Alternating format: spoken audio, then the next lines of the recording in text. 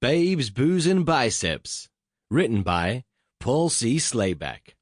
Narrated by audioproductions.com. Chapter 1, Michigan.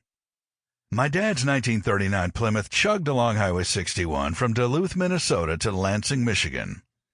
I sat beside him mulling over his message of the night before.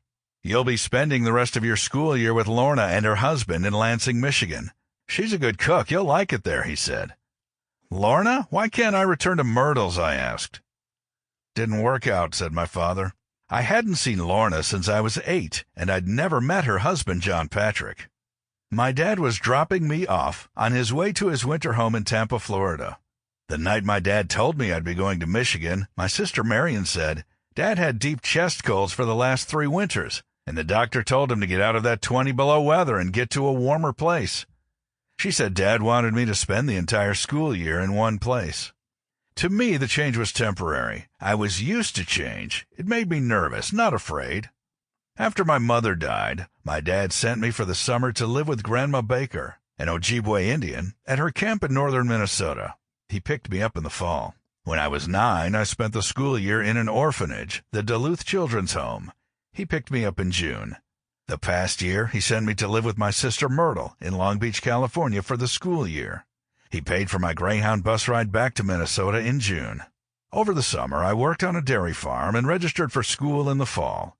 In my young mind, my home was Minnesota, the place where I had friends, went to grade school, fished, hunted, and lived with my dad in a small house on Decker Road.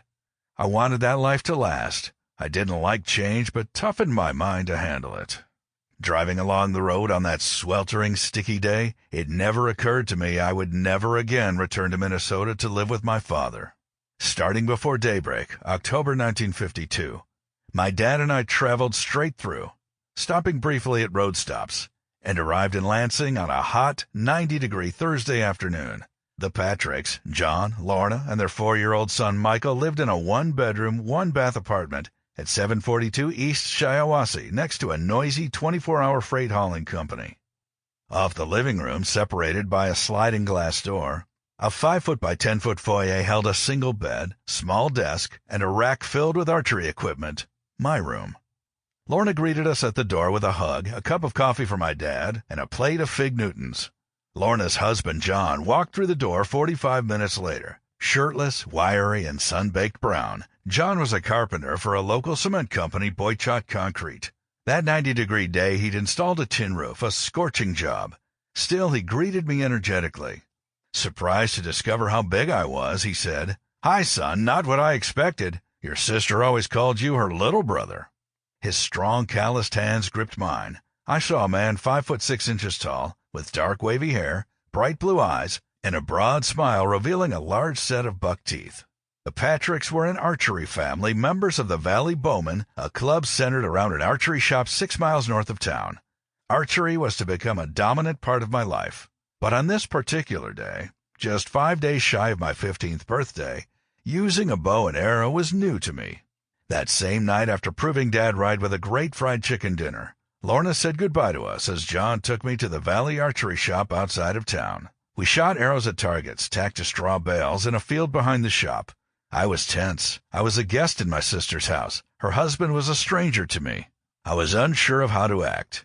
However, John was a steady, patient teacher. I relaxed and took in my surroundings. It was deer hunting season, so the targets were pictures of deer, bear, and wolf.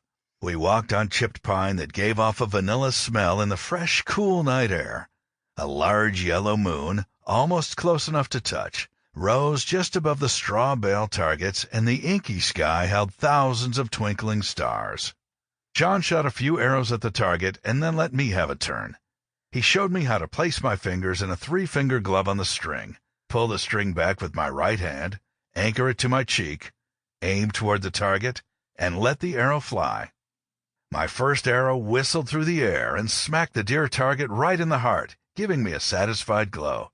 I can do this, I thought to myself. My second arrow sailed 2 feet over the bale, lost in the grassy field. Confidence vanished. I handed the bow back to John. "Sorry," I said. "Forget it, son. We all miss the target when we first..." Sample complete. Ready to continue?